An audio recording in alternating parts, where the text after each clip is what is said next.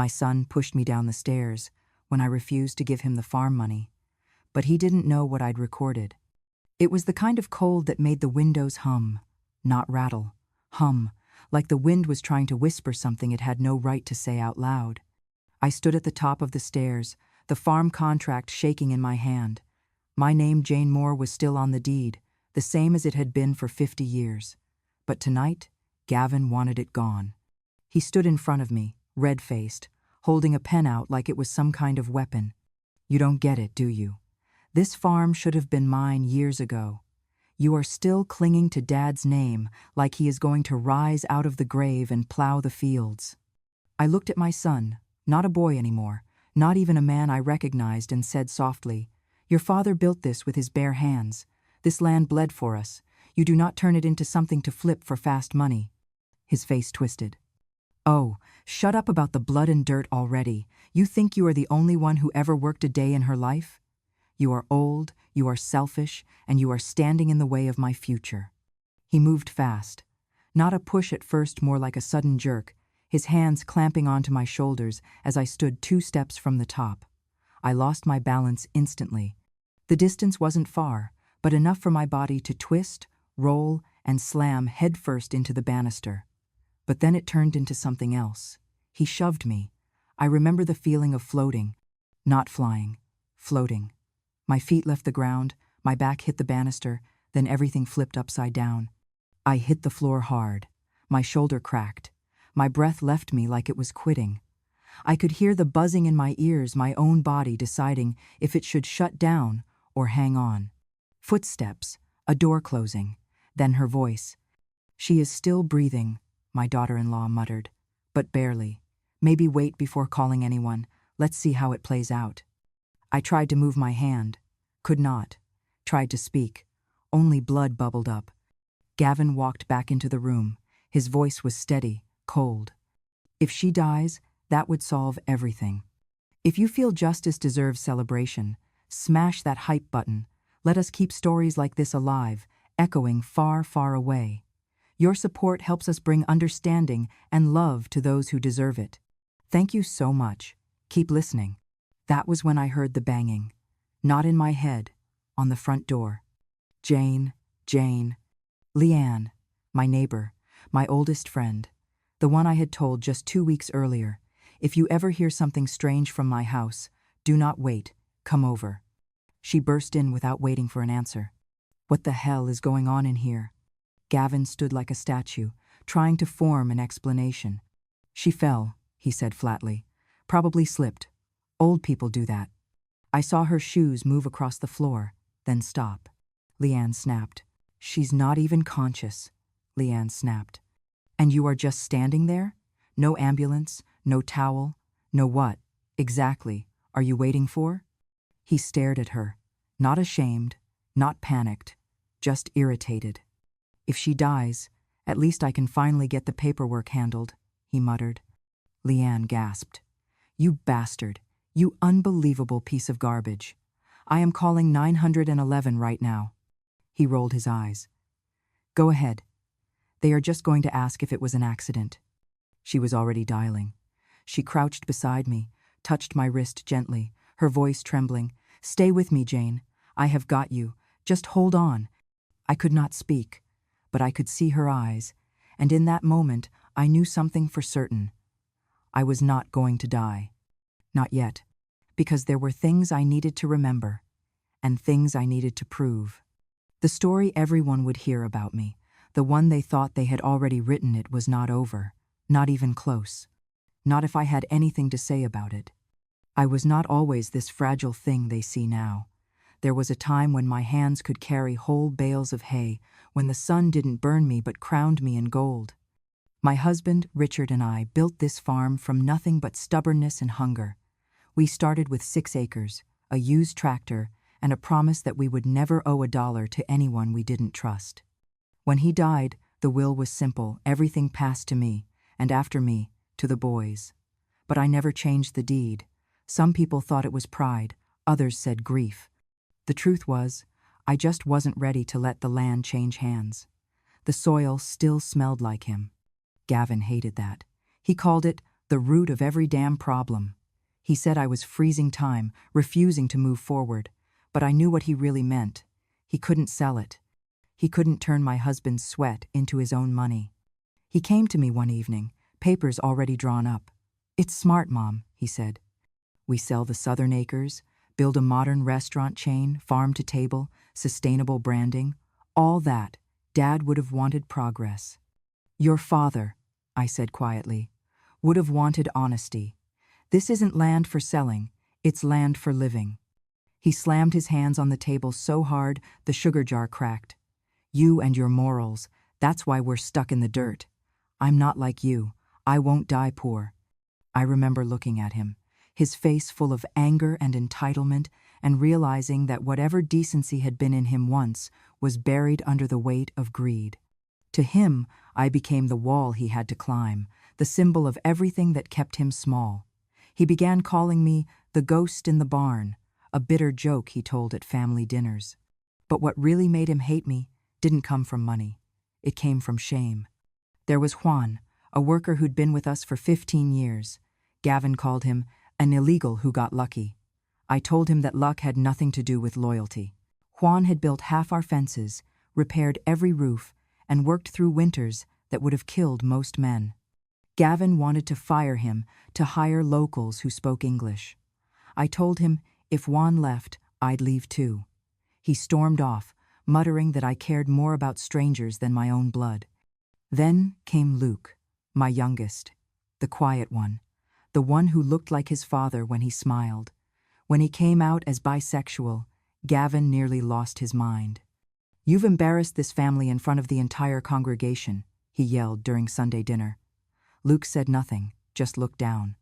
I stood, my voice shaking but firm. "No, Gavin, you did that yourself." He didn't forgive me for that.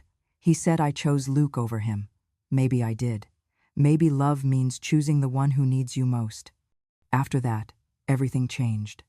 The distance between us turned into open hostility. He'd talk over me in public, mock my old-fashioned ways. "Mom still thinks cash is safe under the mattress," he'd laugh. No wonder she never had any. But what broke him completely was the bank. He wanted to take a loan in the farm's name, forge my signature, and use the property as collateral for another of his business expansions. I found out from the loan officer, an old friend of Richard's, who called me out of respect. When I confronted Gavin, he spat the truth right into my face. "I'm doing what you're too weak to do. Build something real. You think keeping this dirt alive means you've won? It's just dirt, Mom. Dirt and ghosts." I told him the truth that cut deeper than any insult.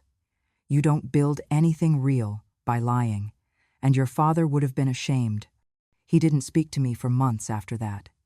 But I knew something had hardened in him, a seed of resentment that wouldn't stop growing. People in town began to notice. He'd ignore me at the market, pretend I wasn't there. Once, he told the clerk, loud enough for everyone to hear, "My mother doesn't understand business. She thinks cows and prayers can pay taxes." The clerk smiled politely, but I saw the pity in her eyes. The look women give each other when one of them has lost her child to something worse than death ambition without conscience.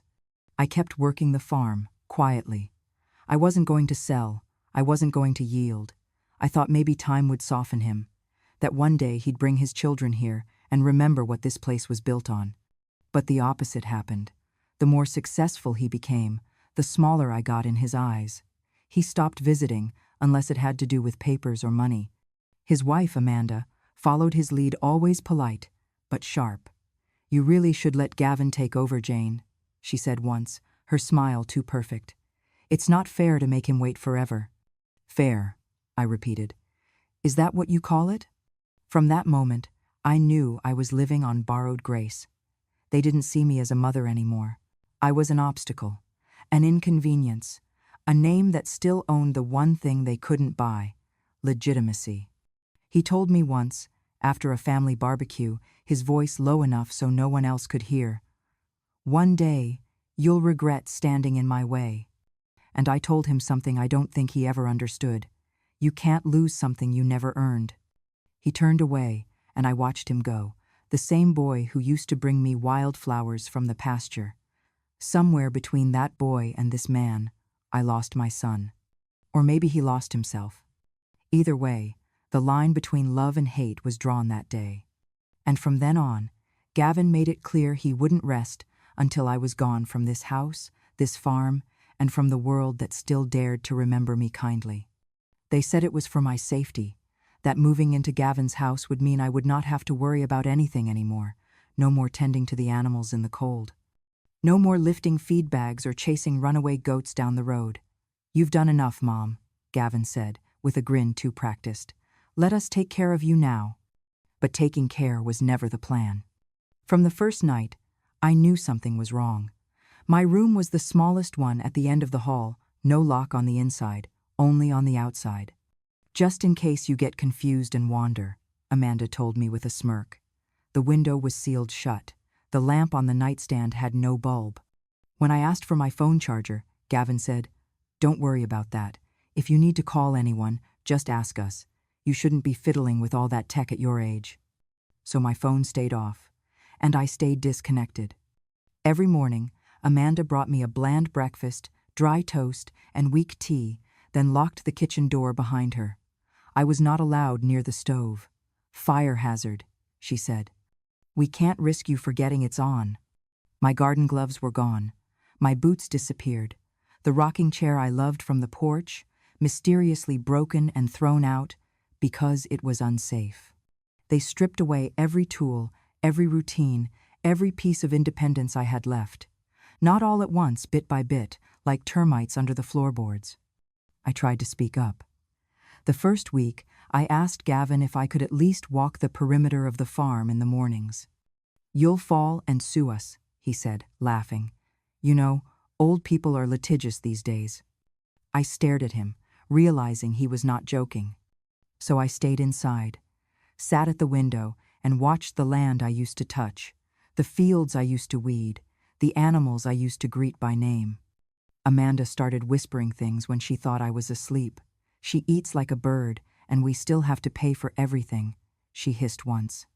"Another day," she hissed to Gavin. "The longer she's here, the more we're bleeding money. We could have used that guest room for Airbnb. Real income." And Gavin? He just nodded. I became the silent expense in the house. A ghost with a pulse. The kids barely spoke to me anymore.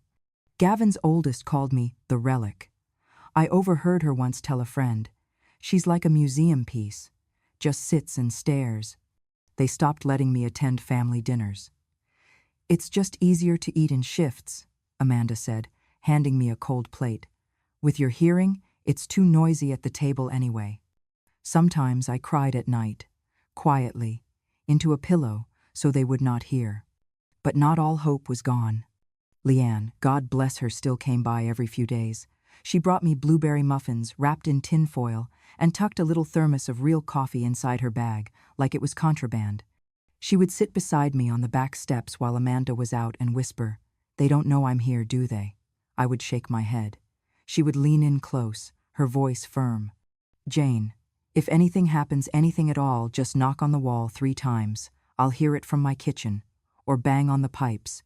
You do that, and I'll be over before they can say your name." I nodded, memorizing her face like a map out of hell. That night, I wrote a note in my shaky handwriting and folded it carefully. I slid it into the back of my nightstand drawer, right under the old Bible Amanda let me keep. The note said, "If I fall, do not trust anyone in this house. Only Leanne." I underlined her name twice.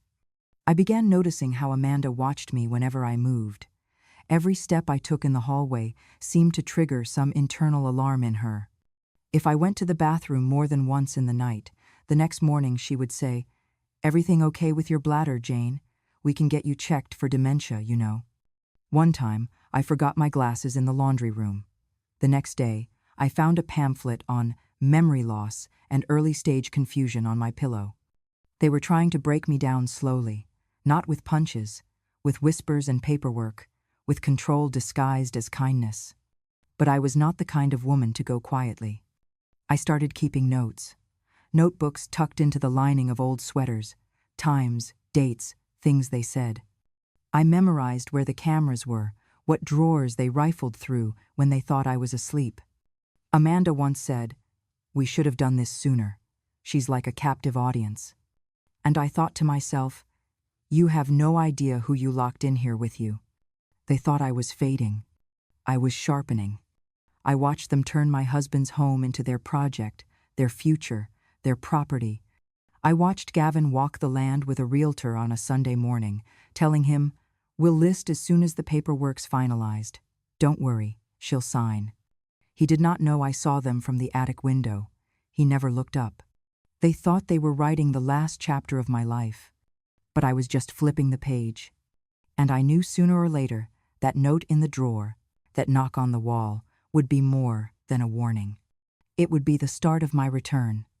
The day it happened, the sky was heavy, thick with the kind of gray that sinks into your bones before the cold even touches your skin. Gavin had been pacing all morning, clenching his fists, muttering about delays and signatures. I had not slept well the night before. Something in my chest told me we were reaching a moment that would not be walked back from.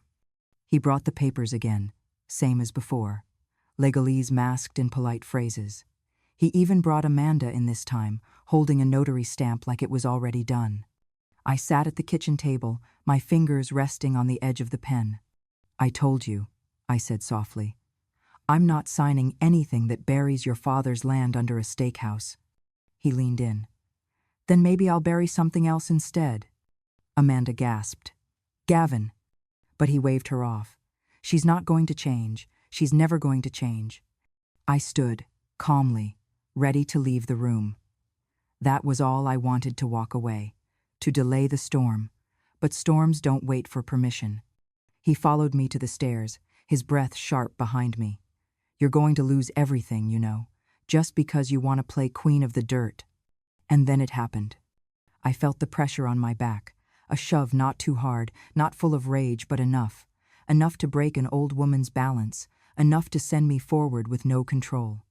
The first step I missed, my knee buckled. The second, my temple hit the railing. By the time I hit the third, I was already unconscious. The world didn't go black right away. First, it blurred. I could hear them like I was underwater. Amanda's voice. "Gavin, oh my God, what did you do?" "Gavin." She slipped. That's all anyone needs to hear. Amanda again. "Is she breathing?" Pause. "She's still warm. Maybe broken ribs, concussion. We need to call—" "No," Gavin snapped. "Not yet. Let me think." "Think? Are you serious?" "She dies. Everything gets easier. We list the property. We're free. You want to spend the next 5 years waiting for her to croak in her sleep?" Then came the voice that split the room like thunder. "Jane?" "Leanne." I had almost forgotten about the note, about the knock, about the promise. But she had not. There was a pounding on the front door. "Gavin, I heard something. What the hell's going on in there?" Gavin cursed under his breath. "Stay quiet," he hissed to Amanda. Then louder. "Everything's fine, Leanne." But she was already inside. She took one look at me on the floor, blood trailing from my hairline, and screamed, "Are you out of your goddamn mind?" Gavin tried to block her. She fell. Leanne shoved past him, kneeling at my side. "Call 911, right now." He didn't move. Leanne stood and pointed a shaking finger in his face. "You heartless little worm, she's your mother." Gavin's voice dropped, cold, distant. "She's a parasite. If she dies, we finally get a life." Even unconscious, some part of me heard those words. They didn't echo, they branded. Leanne did not argue. She pulled out her phone, called the ambulance, and stayed by my side, pressing a cloth to my head while muttering prayers and curses in equal measure. Paramedics arrived in minutes. Amanda put on her act, suddenly weeping. Gavin wore guilt like a tailored suit. "It was so fast," he said. "She must have missed a step. I told her to be careful." Leanne stared holes through them both. At the hospital, while they were checking my vitals and running scans, I drifted in and out. The doctors spoke in low voices. Concussion, fractured clavicle, possible internal bruising. They asked questions I couldn't answer yet, but my ears still worked, and my memory never missed a beat. When the police came, Leanne told them everything. What she heard, what she saw, what Gavin said. But Gavin had already spun his version. The loving son, the grieving caretaker. She's been confused lately, he told them. She refuses help. I do everything I can for her. Amanda cried on cue. It's been hard, so hard. We've been trying our best. Leanne fought like a wildfire. He said if she died, it would solve everything.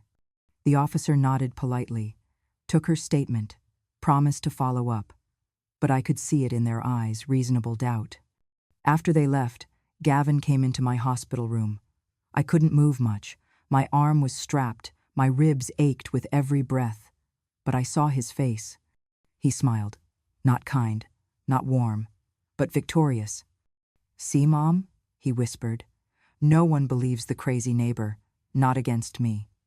He leaned in close enough that I could smell his aftershave. "You should have signed. You could have gone out peaceful." He stood, straightened his collar. "Now, you'll just fade out, and the rest of us get on with it." I didn't blink. I didn't flinch. But inside me, something rooted itself deeper than pain. They thought I was fading, but I was remembering. Because even when the world falls away, memory holds. And I had just started gathering mine. I woke up slowly, like a curtain rising 1 inch at a time. The lights above me buzzed. My ribs ached with each breath. The taste of dried blood still lingered on the roof of my mouth. The nurse asked my name. I blinked. The doctor asked the date. I paused. Then I said something soft, slurred. "Where's my husband?" They exchanged looks, the kind they think old people cannot see. "She seems disoriented," the nurse whispered. I let the confusion sit on my face like fog. Let it thicken. Let it make me invisible. Because I knew this, if I played the part well enough, they would show me who they really were. Gavin and Amanda arrived later that day. Gavin leaned against the hospital wall like he owned it.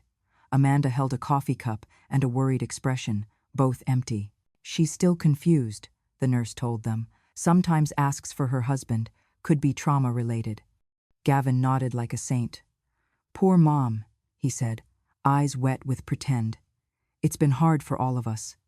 He walked to my bedside. I let my eyes drift. Amanda leaned in. "Jane, sweetie, do you know who I am?" I blinked, tilted my head, then mumbled, "Church? Choir?" She smiled like she'd won a prize. From that moment on, they dropped their guard. They stopped whispering in corners. They argued in the room. "She needs to sign the release for power of attorney," Gavin said one afternoon. "We'll just say she's been declining for months." Amanda replied, "We should call the notary while she's still conscious. Legally, she's lucid enough. For now." I lay there, eyes blank, ears wide open. They had no idea I was remembering every word. But I needed more than memory. I needed proof. That's when I thought of the cane. Months ago, before they moved me in, I had gotten paranoid. Something in me knew the walls would close in one day. So I'd ordered a small motion-activated camera, the kind sold to watch over pets or front porches. I'd slipped it into the top of my cane, angled just right. And by some miracle, they hadn't touched it. I waited for Luke. He came in one morning, eyes tired, holding a brown bag of real food, scrambled eggs, fresh toast, bacon. "Hey, Mom," he said quietly. "You look stronger." I blinked twice, then whispered, "The cane." His head jerked back. "You're not—" "Shh," I said. "They think I'm gone. Let's keep it that way." He nodded. The next day, he returned with the cane. I clutched it like it was bone and blood. That night, when Amanda left the folder of documents on the nightstand labeled Mom's Approval Signatures, I made my move. I turned the cane toward the foot of the bed and waited. Sure enough, Gavin came in, picked up the folder, and took out a pen. "She's out like a light," he whispered. "Might as well get the initials done. They'll just rubber stamp it anyway." Amanda hovered near the door. "Make it quick, and don't forget to smile for the cameras in the hallway." He chuckled. "I'm smiling on the inside, finally. Once this farm sells, we're out of this dump, and she can rot in a nursing home and never know." He signed her name. his hand smooth, practiced. Honestly, he added with a smirk, if she had died last week, none of this would be necessary. The cane blinked green. Recording complete. The next morning, I told Luke, take the card, give it to Ruth. Ruth had been my friend since the Eisenhower administration, a retired court clerk with a memory sharper than most judges. We had not spoken in years, but I knew she would understand. Luke drove 3 hours to her place in Lancaster. When Ruth called me from a burner phone she still kept for emergencies, her voice cracked with fury. "Jane," she said, "you recorded all this?" "Yes. Every word. More than that, I've been writing it down. Every date, every lie." She was quiet for a long time. Then, "This isn't just elder abuse. It's premeditated fraud, systematic financial manipulation. If we play it right, it's felony level." I closed my eyes. "Will they believe it?" Ruth snorted. "With me backing it? And with what I just saw on this footage? We're not asking them to believe. We're showing them." She outlined the plan. Slowly, carefully. We would not confront them. Not yet. We would build the case layer by layer. Paper trail, video proof, witness statements, financial records. Because revenge, when served right, is not hot. It is silent, documented, legal. And most of all, it is undeniable. In the hospital, Gavin brought in a man in a suit the following week. "We just need a few forms signed, Mom," he said. "Nothing serious, just hospital consent stuff." I stared blankly, drooled a little on purpose. The man gave me a pen. Amanda leaned over and tried to guide my hand. The camera in the cane caught all of it. That night, Luke swapped out the card again. The case was building. Leanne also joined the file. She gave Ruth a signed affidavit, testified to what Gavin had said the night of my fall. "She's better off dead." Everything was moving. And all I had to do was keep still. Sometimes, that's all justice needs. Not a hero. Just a woman who refused to forget. Luke came the day after I had been discharged from the hospital. He did not come with fanfare or pity. He came with a paper bag full of eggs, still warm from the coop, and a look on his face like someone carrying somebody else's sorrow. He sat on the edge of my bed and did not ask for permission. He did what he had always done. He tended to me with the steadiness of someone who had learned early how to bend so storms did not snap him. He had been visiting in secret. He had been sneaking in through the back door when Amanda thought no one was at home, bringing me coffee and fresh bread and the soft little comforts she kept taking away. We spoke quietly. He wanted to know what I wanted. I told him to keep living and to stop blaming himself for things he did not cause. He took a breath, and I watched the worry line his forehead like an old furrow in our fields. "You have been very brave," he said, "and very smart." I tried to laugh. My ribs still ached with every breath, but his presence warmed something that the hospital could not. For the first time in weeks, I let myself believe there were still people in this house who chose right over profit. He hesitated, then reached into his pocket and pressed something into my hand. It was small and light, like a piece of modern jewelry, a thumb drive wrapped in tape. His fingers trembled only slightly. "When it gets bad," he whispered, "get this to Leanne. She will know what to do." I swallowed. "Are you sure?" I asked.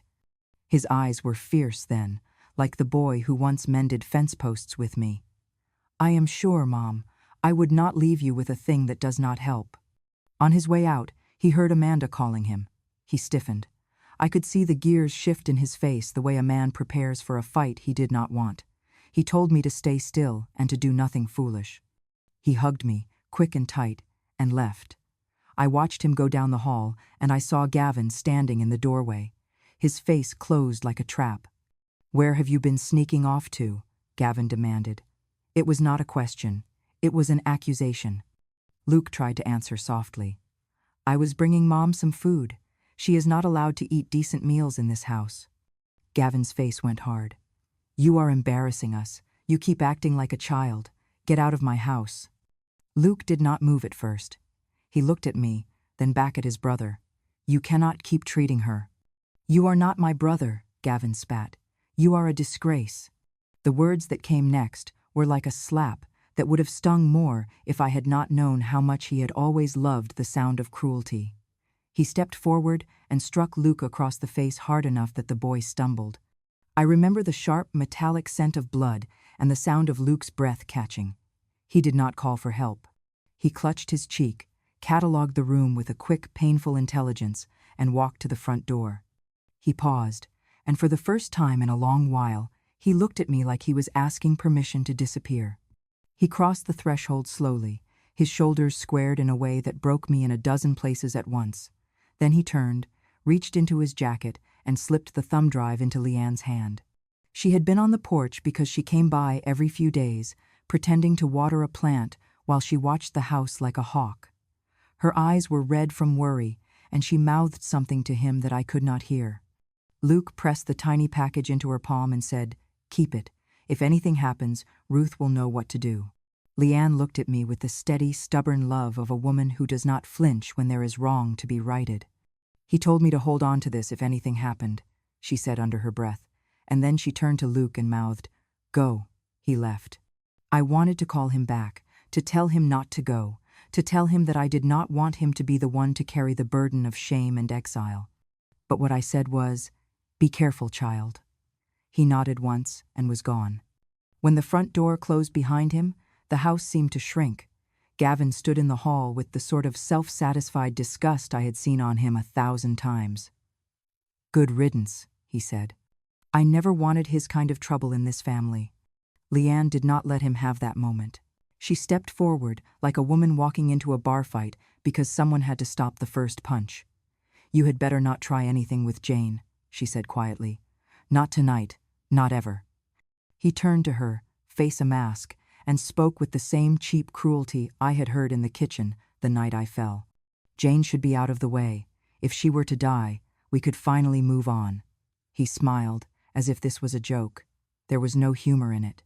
Leanne's face cleared then, and something in her voice did not ask permission. It told the truth. She called the constable. She called Ruth. She told them what she had heard that night when she barged in and what she had just seen now.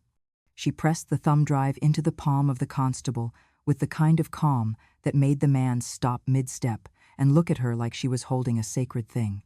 "You have recordings?" he asked, his voice a mixture of disbelief and official caution. "Yes," Leanne said.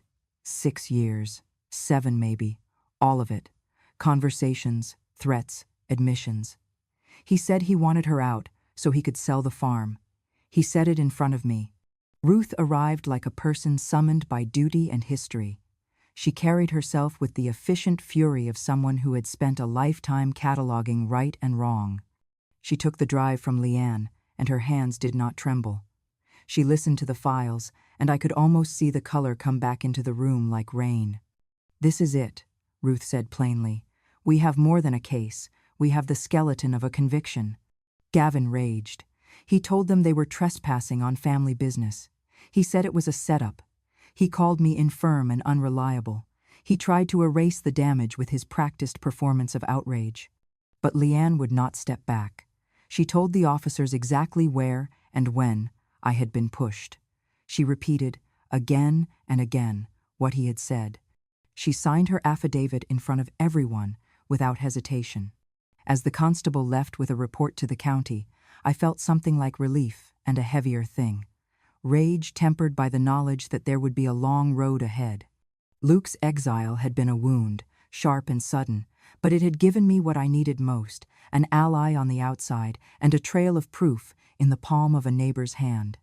That night, Leanne sat with me until the house fell quiet. We did not speak much. She took my hand and folded in the thumb drive like a promise. "He will not get away with this," she said. Her voice was not loud, but it carried more weight than anything Gavin had said in the past months. I believed her. I had to. Leanne was in the front row, white-knuckled. Luke stood in the back, quiet and ready. Ruth rose without drama. She laid out everything like a quilt clear, stitched with care. She spoke of the fall, the hospital lies, the forged signatures, the accounts drained behind my back. Then she held up the cane. The camera inside hadn't just caught movement. It had captured malice. She played the first tape. Gavin's voice filled the room, colder than I remembered. She should be out of the way. If she dies, everything's easier. The farm ours. His laugh chilled the gallery. I kept still. I was not here to cry. I was here so the world could hear what they all tried to silence. The next video showed him calmly forging my name. If she had died last week, none of this would be necessary, he said on camera. You could feel the room hold its breath. Then Leanne stood and testified. She recounted the night she heard the crash, the words Gavin said as I lay broken at the foot of the stairs. She's better off dead, he had hissed. Amanda had agreed. The court heard it all. A forensic analyst confirmed the audio. No edits, no tricks, just truth. Gavin tried to perform again, blaming stress, family tension, but it rang hollow. Ruth had more, a handwriting expert, a real estate agent who testified Gavin had already begun selling off land that wasn't his. Then came the moment that shattered everything. Luke walked in. Luke and I had made a plan months before, in whispers during hospital visits. I had told him, if anything happens to me, if they try to silence me again, you keep these copies safe. Take them to Ruth. He nodded, no questions asked. We both knew the stakes. He carried a small case. She told me to bring this if something happened, he said softly, placing a final USB on the table. The recording inside? Gavin whispering to Amanda, kill her quietly. If she dies, the title transfers. We'll have the farm. We'll be rich, Amanda's voice replied, cold as frost. We'll say it was an accident. No one will know. Gavin laughed. It will all be mine. You could have heard a heartbeat in that silence. Gavin sat down, drained of color. The mask was gone. The jury took their time, but the decision was clear. The judge sentenced Gavin to 4 years probation and 1 year of mandatory service at Haven Hill Eldercare, the same place he once joked about putting me.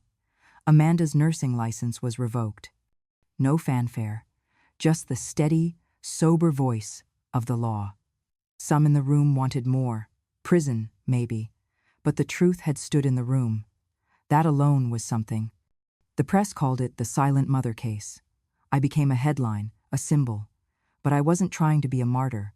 I just refused to be forgotten. The farm remained mine. No developers touched it. The county froze the sale. Ruth worked on getting the land preserved for community use, something useful, honest. Luke came home slowly. He replanted the beans. We sat together in the early mornings, sometimes saying nothing at all. Ruth called often. Leanne came by with pies. We breathed again. Gavin never apologized. Amanda left him. I suspect neither learned what they were supposed to. But Gavin still walks the halls of that eldercare facility, feeding people he once called burdens. He is watched now, and he knows it. I'm not one to cheer at another's fall. But watching him care for strangers gently, under court order, felt like a small tilt in the scales. The town paid attention. People started asking questions about their parents, about silence, about who's really safe behind closed doors. When the judge signed the final order, I felt something shift. Not justice in the way movies show it, but stillness, proof. The truth had stood in a room full of witnesses. And that's more than most ever get. The house we live in now is smaller, quieter. It doesn't creak like the old one, it breathes. There's no big barn, no humming machines. Just a porch, a few hens, and rows of sunflowers stretching toward the sky, defiantly alive. Luke built the gate himself, using wood from the old farm, what Gavin never got his hands on. He carved a sign and hung it at the top. This home stands because someone listened when the night made noise. Leanne lives 2 doors down. She visits every morning at 8, bringing bread or jam or just her steady presence. Sometimes we sit without saying a word. That's enough. Luke tends the garden with quiet care.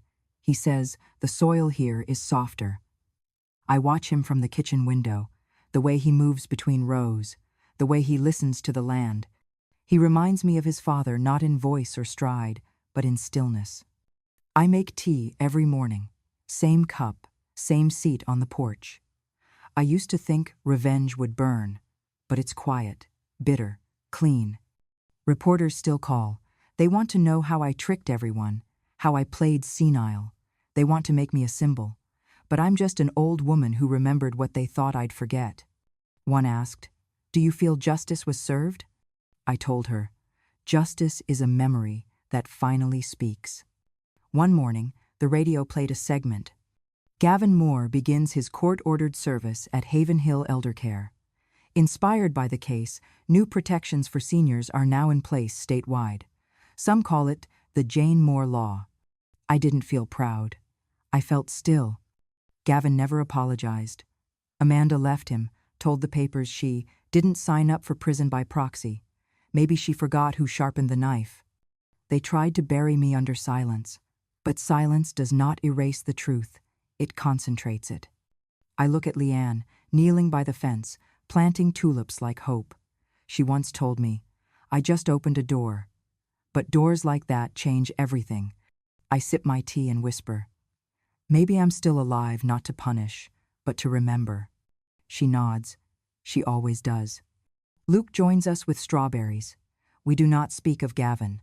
Some men are not sons, they are warnings. He asks if we should plant more sunflowers this year. I say yes. That night, I walked to the fence. Luke carved our names into the last post. Jane, Luke, Leanne, no one else. I touch the wood.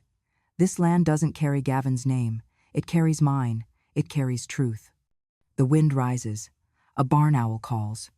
I turn back toward the lighted house pie cooling, dishes clinking, laughter low and real. It's not the house I started in. It's the one I chose. And that makes all the difference. When the porch fades into night, I sit once more with my tea, not mourning what was lost, but honoring what survived. My eyes don't cry. They remember. Thank you for staying with me until the very end of this story. If you've ever loved a mother, protected a grandmother, or simply believed that justice, though slow, still arrives in time, then please make sure to subscribe to Grandma True Stories. Here, I don't tell fairy tales. I share memories, not for pity but to remind you. When an old woman goes quiet, it's not because she forgets. It's because she's waiting for the right moment to speak. Help me keep these stories alive for those who've been silenced too long and for the hearts that still understand. Thank you for listening. I'll see you in the next story when another grandma is finally ready to tell the truth they all thought she'd buried. Grandma. True Stories. When a grandma speaks, the world listens.